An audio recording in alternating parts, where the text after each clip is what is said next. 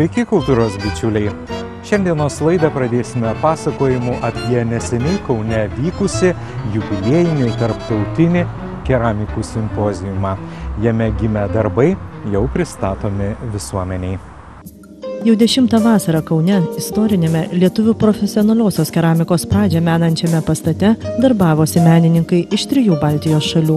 Jungtinė Lietuvos, Latvijos ir Estijos dailininkų komanda, vadovaujama Kauno keramikos sekcijos pirmininkės Živilės Bardziliauskaitės Bergens, nusprendė atgaivinti ir iki dugno išsemti vieną seniausių dekoravimo būdų – redukciją. 7 buvo, jeigu pamenate, keramiko ornamente.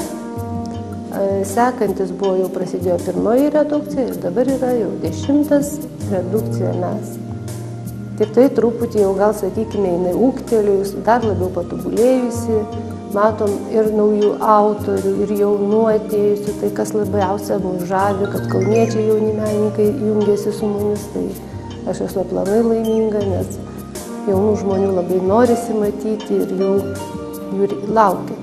Praeitam simpoziume tai buvo daugiau, sakykime, žvilganti. Vat, kaip matome, šičia yra varinė redukcija. Jį kuo pasižymi, kad varis bedūmiai, be oriai erdvėj gauna tokį žavesį, reiškia, tampa variu ir jau yra raudona varinė glazūra.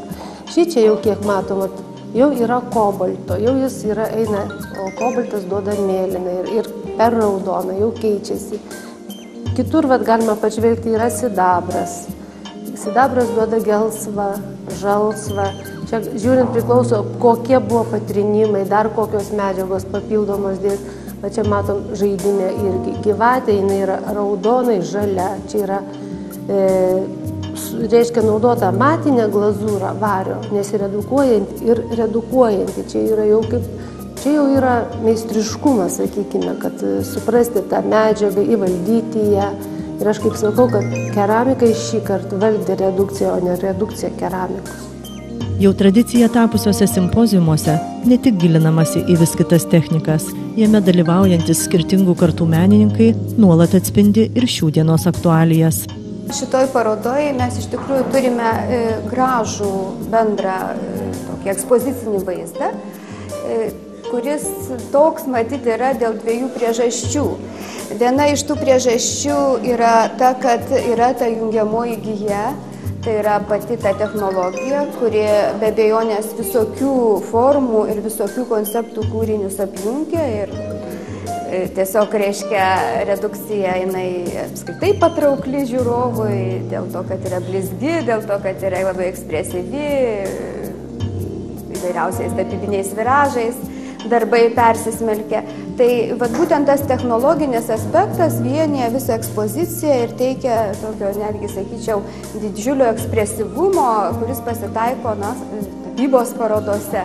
Antroji tokia gija, kuri, sakykime, yra įdomi ir šalia to tapybinio, redukcinio prado šioje parodoje atrodo, kad netgi vyrauja. Tai yra tai, kad šalia vyresniosios kartos, kuri iš tiesų yra pačios technologijos labai didelė žinovė. Į šitą parodą įsilieja didelis, sakykime taip, jaunosios ir tos jaunesniosios kartos ar viduriniosios kartos menininkų ratas.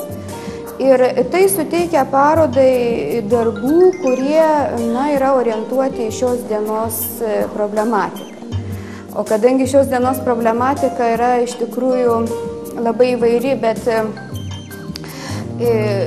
iš ties tokia dramatiška, tai neišvengiame parodoj kūrinių, kurie mums demonstruoja tapatybės paieškas šiuolaikiniai visuomeniai, animacinius įvairiausius kūrinius, kurie, aišku, vėlgi susieti yra su invazija įvairių kultūrų, pop kultūrų iš svetur.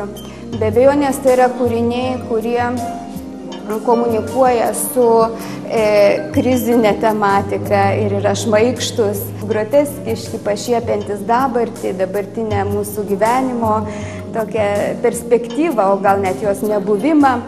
yra eskaluojama ir Lietuvoje dabar labai svarbi moterystės tema ir moteriškų pavardžių perdarinėjamas iš moteriškosios į mergaitiškąją ir panašiai. Žodžiu, darbai yra gyvi, yra linksmi, bet kartu tai yra kalbantis darbai ir parodai tai suteikia tikrai didelės intrigos. Redukcija arba tiesiog glazūruotų paviršių metalizavimas – viena netikėčiausių ir kaprizingiausių technikų. Niekada negali žinoti, kuo pavirto dailininko vizija 3 dienas išbuvusi iki 1000 laipsnių įkaistančioje masyvioje krosnyje. Tiesa, degant pati forma nekinta, tačiau dekoras itin nenuspėjamas. Ir nors kiekvienas keramikas žino, kokią spalvą glazūrai suteikia vario, sidabro, kobalto ar kitų metalų oksidai, ugnis, dūmai ar deguonies trūkumas kiekvieną kūrinį pakoreguoja savaip. Todėl nenuostabu, jog pravėrus krosnį, dažniausiai malonių netikėtumų nustebinti menininkai sunkiai suvaldo emocijas ar pasigėrėjimo šūksnius. Tai galima traukti jau.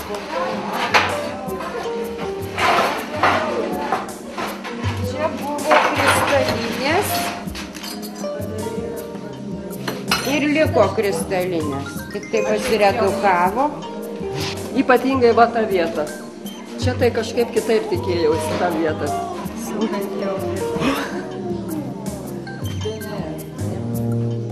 DNR.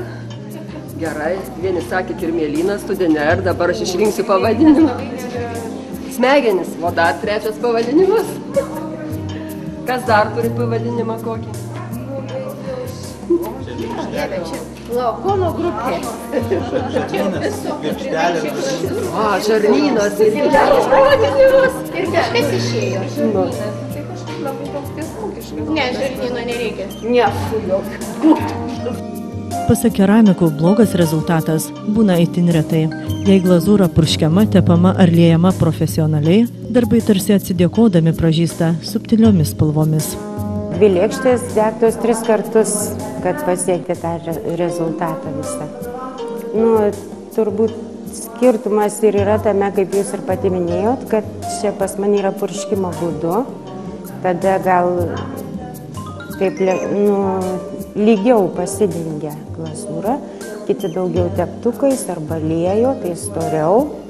Ir tada tas sidabras matyt daugiau atsivėrė, bet čia man taip pačiai, tai pirmą kartą irgi taip išėjo. Su lietuviškomis keramikos tradicijomis bei redukcijos subtilybėmis noriai susipažįsta ir dailininkai iš kaimininių respublikų, kuriuose ši technika mažiau išvystyta. O Kaunas nuo senų laikų garsėja ne tik sovietmečiu, Vilijampolės dailės kombinate gamintais redukuotais taikomosios dailės gaminiais, bet ir menininkais tobulai įvaldžiusiais šią techniką. Aš į dailės gamyklėlę atėjau dar prieš institutą padirbėti. Ir man buvo toks stebuklas, kai aš pamačiau, tuo metu redukcija buvo taip pat madoj, mes dabar tik gražinam, o tas senovinis degimas. Ir aš kai pamačiau, tai susižavėjau ir pradėjau lipdyti ten tokias meškutes, tokias lipdžiau viską ir patenkinta buvau, kai redukuodavosi tas mūsų molis, pasiredukuodavo pilkas, su glazūrom spalvotas. Paskui mes institutė tos redukcijos neturėjom, galima sakyti. O kada grįžau su paskirimu vėl atgal į savo gamyklėlę, dirbau visaip ir redukciją, ir minkiau, ir žiedžiau, ir redukcija, ir neredukcija, bet dabar manau, kad redukcinis šitas degimo būdas yra labai įdomus. Mūsų senoliai taip pat žinojo, jie kada degdavo duobėse juodąją keramiką, tai juodoji keramika tam tikrų technologinių būdų apdirbant, sublizgėdavo irgi išeidavo tokie gabaliukai kaip redukcijai.